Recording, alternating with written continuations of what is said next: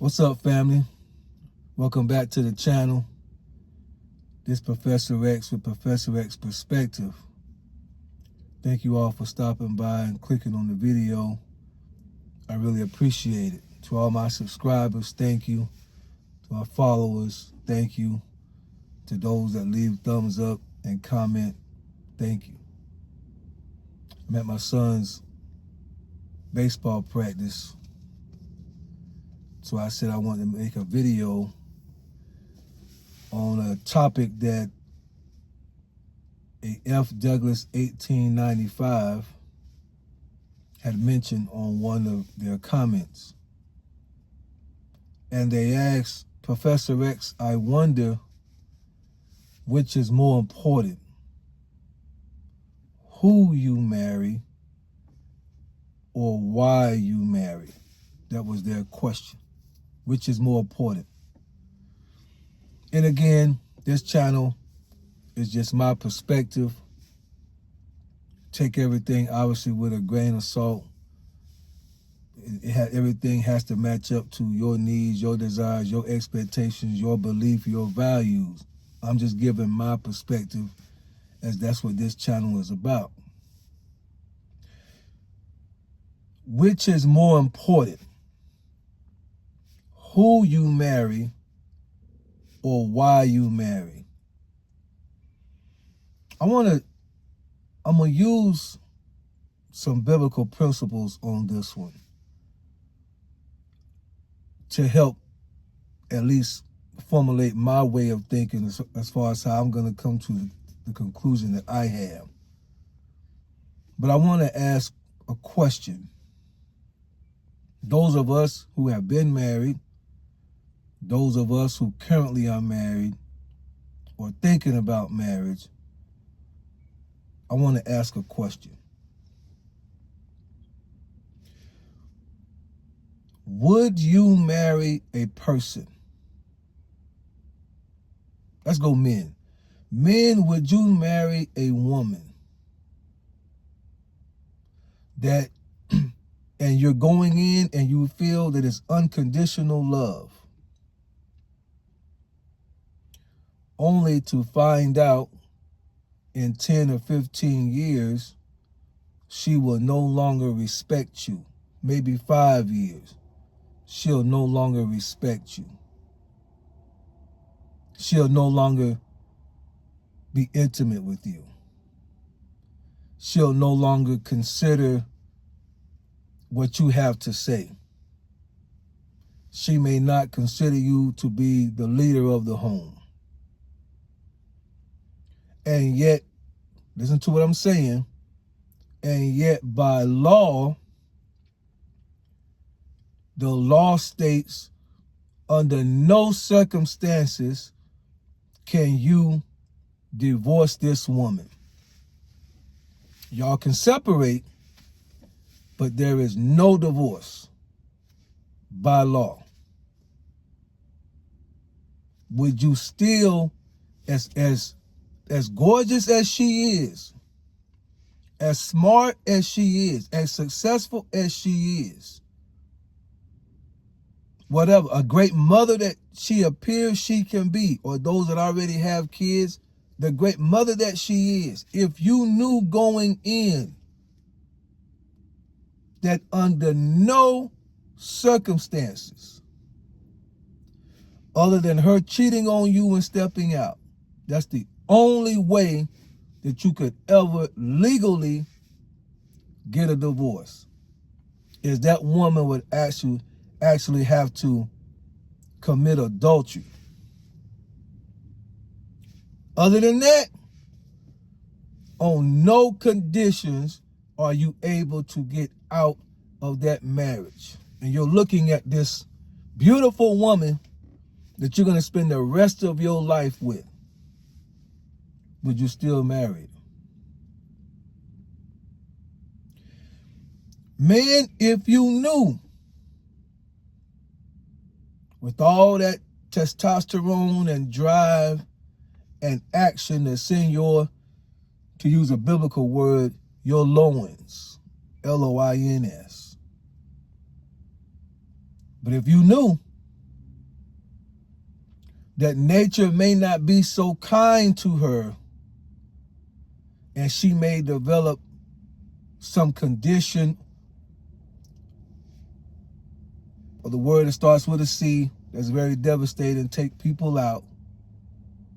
If you knew that that would slow down her desire for you in an intimate level, and that was coming in 10 years, and you're 20, 25, 30, and you knew in 10 years this is coming, but I can't get out of it because by law I can't divorce.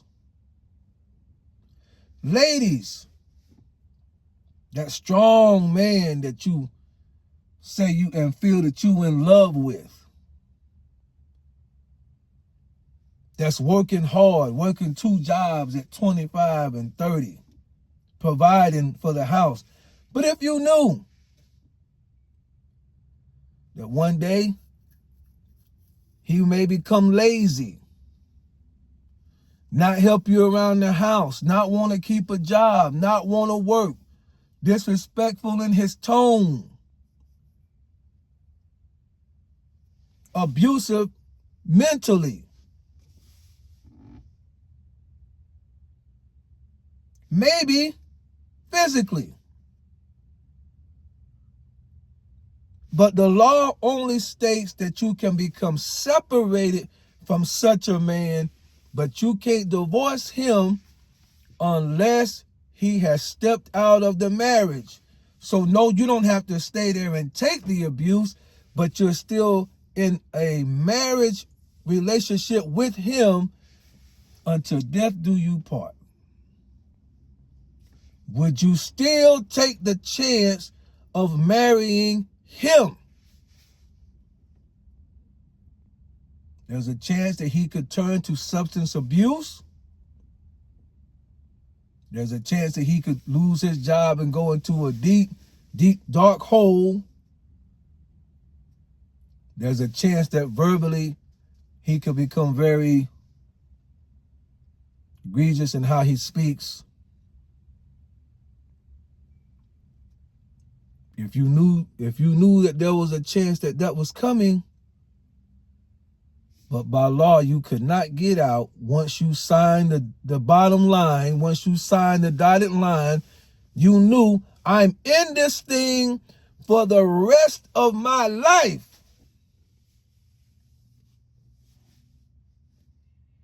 Because, and I told y'all I was going to use the Bible, according to even the New Testament scriptures, Jesus even speaking, the expectation is unless there is sexual mispractice, there should be no breaking of the covenant.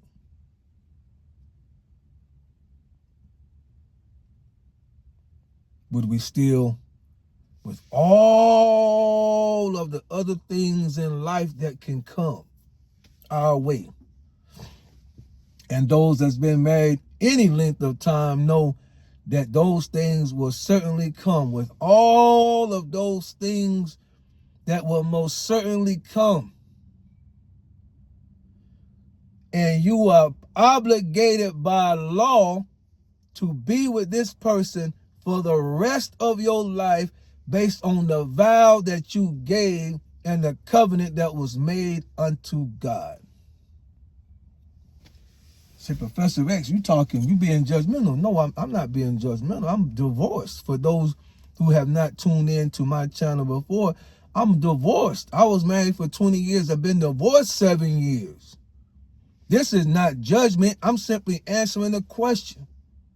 Which is more important then? If marriage is to be taken serious in this day and age, in 2025 and beyond, anybody that's still signing up to get married, they need to know what it is that they're signing up for, not just what they want it to be. And marriage is designed to be till death do us part, so help us God. That's the design. That was the purpose. That's the intended purpose. Do you Jack take Jill? Do you Jill take Jack? All of these list of things. To death do us part, so help me God. That we are literally making a vow to the Most High. For better or for worse, in sickness and in health, we can say in pain and suffering, in grief,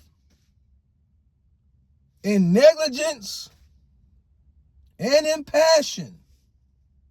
I'm so into this person here. Teach Professor X. I believe I will. I'm so into this person here. As we walk down the aisle and she's prancing to me while the bridesmaids hold her dress up in the back so that it does not get dirty by the little rocks and the sand that's on the carpet of the cathedral or the church or the hall or wherever it may be.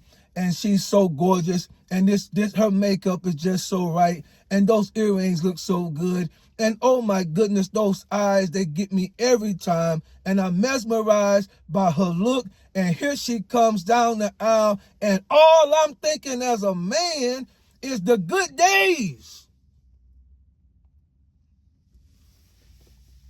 She's gonna take care of me. I'm going to take care of her. I'm going to provide. She's always going to be safe. I'm very rarely going to be angry with her, and she's not going to be angry with me. And if we do get angry with one another, I'm exercising conflict resolution skills as the leader and the visionary and the patriarch of my home, and everything is going to be bliss. But if you knew, because it ain't going to stay that way. Ask anybody. It ain't going to stay that way. And if you knew that, when it changes, are you still committed to the vow that you took, or is it based off of the person? Because if it's the person, when they change, we change, because it wasn't unconditional in our true heart and desire. Everybody, if we are honest, as human beings, it is almost impossible for us to make an unconditional vow, because we all come with conditions that if you pass it, I no longer want it.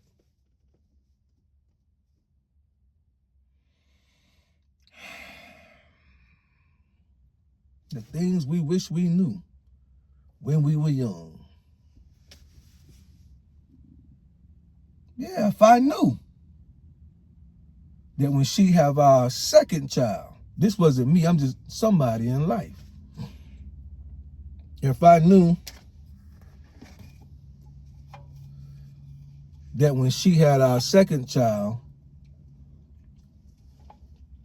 it would cause her to go into a deep place that would take months to get out of. If I knew that her body may require a surgery that would cause her not to physically be able to take care of any needs that I may have physically for a very long time.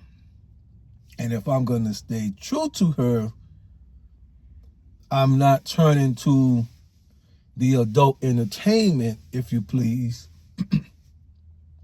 to have my needs met. But my love for her and the vow will forever be strong. Professor X, which is more important then? Who you marry? Every single human being over time is going to change. None of us are what we were 20 years ago. And the demographic of my channel is between 35 to 65 years old. So I'm talking to a very mature group. And if you're younger than that, hopefully there's some nuggets that you can gain that can help you in life do better than we have, or those that have been very successful to be successful as well and go beyond. None of us are what we were 20 years ago. All we got to do is look at our body. That's all we got to do. Look at our hair. See the gray in it. See it's thinning out. See that our shoulders are not as broad. Everything ain't as tight and lifted up like it used to be, ladies. The wrinkles is setting in. The bags are coming. The hormones is doing flippity flop. The pressures of society and life and what it takes to maintain a family on a man is rough. I got kids now. I've got cars to think about. I got a wife to please. I got a boss that needs the reports done and the assignments done and the projects done and cars that need maintenance done to them. The pressures of life on every side is heavy and it changes people. So I would say that if you're going to get married, the focus can't just be the person, because they're going to change. Only thing that's constant and sure is change will come. So we got to look deeper now. And in making a decision of who we want to spend the rest of our life with, and we're using vows that has unconditional words, then we need to understand what unconditional really means. And that means that under no circumstances at all, except sexual practice is what I call it, immorality, without that, what if by law we couldn't get out? See, the law, and again, I'm not judging, I'm gonna let y'all go. The law makes it easy for two people to wake up and say, I just don't like you no more, we don't get along no more, let's go our separate ways. Which at that point, that probably is the best thing to do, rather than to stay miserable for the rest of your life and it impacts the household. Right? But what if we, before marriage, took a hard microscopic look at what the word unconditional really means and what vow, because again, nobody's forcing us to do it. We could just live together forever. So if you're doing it at all, you're doing it as an honor to something greater than yourself. Because you don't have to do it. But if you're going to do it, well, the better. We better look at we need to look at what worse mean. We know what better mean. What does worse mean? In health, we know what that means, but do we know what sickness means? Do we know the degree of that sickness? So to answer your question, which should be more important, the vow or the person? I'm going to have to say the vow, if you're going to get married, needs to have way more understanding. And if that vow is understood, then we try our best to find someone that we are in sync with that has the same understanding going in, that under no circumstances. Hopefully that helped y'all. It's almost 20 minutes, so I'm going to stop it. Hopefully that helped y'all. Because when you start talking about no circumstances, unless Billy Joe cheat on me, oh, we gonna get tight in the chest. Nah, if I want to go, I'll go. If I want to walk, I know we gonna do that. We've done that. We will continue to do that. The question is, which is more important? So if we can help anybody coming up, pay attention to the unconditional part. Not just to how pretty she is or how fine he is or how they treat you now, because more than likely that treatment over years is going to change. And you're going to have to be committed to something higher than just one another. Hit them comments. Let me know what you think. ProfessorX7942@gmail.com. If you got anything you want me to go over, I surely will. Y'all be blessed. I know this was a tough one.